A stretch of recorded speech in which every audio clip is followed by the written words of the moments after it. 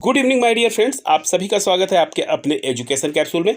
और जैसा कि थंबनेल से आपको पता चल गया होगा कि हम किस बारे में बात करेंगे, तो हम बात करने वाले हैं सिपाही बहाली के बारे में, जो कि आपका ऑनलाइन आवेदन जो है वो आपके आरंभ है। लेकिन उसमें अगर आपने एक चीज़ जो है वो नहीं बनवाया है उस तय तिथि के अंदर, तो आप उस फॉर्म को भरने से वंचित रह सकते हैं। ठीक है, यहाँ पे देखिए लिख रहे हैं कि 18 अप्रैल तक बने प्रमाण पत्र ही मान्य होंगे।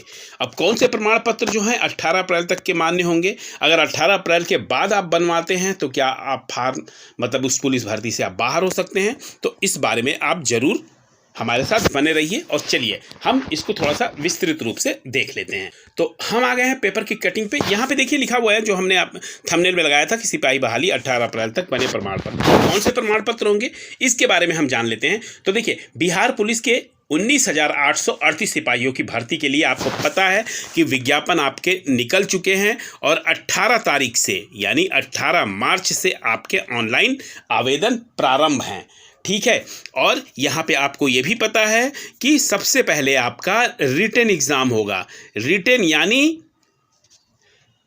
यानी आपका लिखित परीक्षा। ठीक है, और उसके बाद से जो शॉर्ट लिस्ट किए जाएंगे लड़के, ठीक है, उनमें से फिर उसके बाद उनका फिजिकल होगा। और यहाँ पे पासिंग मार्क आपका लिखित परीक्षा का कितना है? 30 है, यानी 100 में आपको 30 लाना है। लेकिन आप ये सोच के कभी मत चलिएगा कि मुझे 30 नंबर ही, क्योंकि एक बात आप मान के चलिए कि इस पुलिस भर्ती में भीड़ आने वाली है और संभावित है कि मुझे तो लगता है 25 लाख से 30 लाख के करीब भीड़ आएगी। और अगर 25 लाख से 30 लाख के करीब भीड़ आती है और ये लास्ट मेरिट कितना निकाल रहे हैं, इन्होंने कहा कि 5 गुना निकालेंगे। आप समझिए, अगर 20,000 ये समथिंग 20,000 है, 20,000 इंटू 5 यानी 5 गुना, यानी 1 लाख के करीब ये केवल पास आउट करेंगे। ठीक है, अब 1 लाख में अगर आपने 50, 55, जितना बेहतर आप इसमें स्कोर करके जाएंगे, इसकी मेरिट जैसी बनेगी, जो मेरिट बनेगी उस मेरिट से ये लेके लास्ट तक के 1 लाख लोग बच्चे को ले लेंगे। ठीक है, तो यहाँ पे आप ये जरूर समझिएगा, इसमें तैयारी में बिल्कुल लापरवाही मत कीजिए। लेकिन चलिए अब हम जिस टॉपिक के लिए यहाँ पे आए थे उस पे बात कर लेते हैं कि आपको क्या प्रमाण पत्र बनवाने होंगे। तो यहाँ पे देखिए, यहाँ पे कह रहे हैं कि अंतिम तिथि जो है वो 18 अप्रैल सभी शैक्षणिक। अब देखिए, यहाँ पे आपके पास अगर जाति प्रमाण पत्र पुराना रखा है, ठीक है, बहुत ही अच्छी बात है। निवास प्रमाण पत्र भी तैयार किए हैं, अच्छी बात है। ठीक है, लेकिन वो 18 अप्रैल तक ही बने होने चाहिए। इनके कहने का मतलब है इसके बाद आप कोई भी प्रमाण पत्र नहीं बनवाएंगे। समझ रहे हैं ना? अब यहाँ पे कह रहे हैं कि जो भी डेट काउंट हो रहा है वो 1 अगस्त 23 के आधार पे 1 अगस्त 2025 के आधार पे तय होगा। ठीक है, अब इसमें कह रहे हैं कि शैक्षणिक योग्यता आपके कौन कौन से डॉक्यूमेंट्स होने चाहिए। देखिए, शैक्षणिक अर्हता जो भी आपका है, अब जैसे मान लीजिए कि कुछ लोग जैसे इंटर में हैं, समझ रहे हैं ना मेरी बात को, इंटर अपेयरिंग किया है उन्होंने और उनका रिजल्ट जो है, ठीक है, बाद में आएगा, तो क्या वो अपेयरिंग कर सकते हैं? तो नहीं, क्योंकि अपेयरिंग वालों को मौका नहीं दिया जा रहा है। इसमें जो पास आउट हैं वही करेंगे। ठीक है, दूसरी बात, जाति प्रमाण पत्र आपका 18 अप्रैल के पहले का ही होना चाहिए।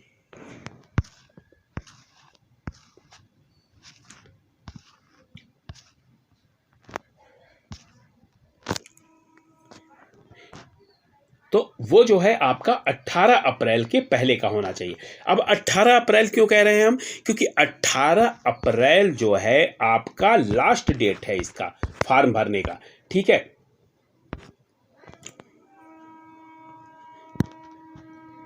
तो यहाँ पे आपके पास अभी मौका है 1 महीने का। अगर आपने नहीं बनवाया है तो इसको आप जरूर अप्लाई कर दीजिए। अगर आपके पास जाति प्रमाण पत्र नहीं है तो उसे बनवा लीजिए। अगर आपके पास निवास प्रमाण पत्र नहीं है तो उसे बनवा लीजिए। अगर पुराना रखा है तो कोई दिक्कत नहीं है। क्रीमी लेयर रहित प्रमाण पत्र, इसकी समयावधि होती है वो देख लीजिएगा।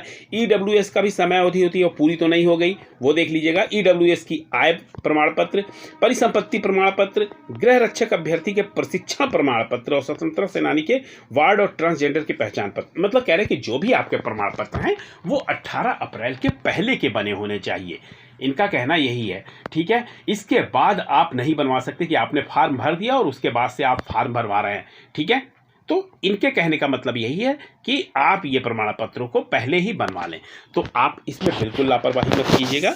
अभी भी आपके पास 1 महीने समय है, तो आप जाके तुरंत, अगर नहीं है तो इसको बनवाने के लिए आप पुरजोर कोशिश कीजिए इसमें, ठीक है। और ज़्यादा कुछ तो इसमें नहीं लिखा है। इन्होंने कहा है कि देखिए अंतिम तिथि यानी 18 अप्रैल रखी गई है और EWS के लिए आधार पे 23-24 के आधार पे कह रहे हैं कि निर्गत प्रमाण पत्र ही मान्य होंगे। अगर आप पुराना रखे हैं तो पुराना नहीं मान्य होगा। 23-24 के आधार पे ही निर्गत प्रमाण पत्र मान्य होंगे। ये आप जरूर देख लीजिएगा, ठीक है। ऐसा ना हो फिर बाद में आप कहें कि हाँ हमें बताया नहीं गया।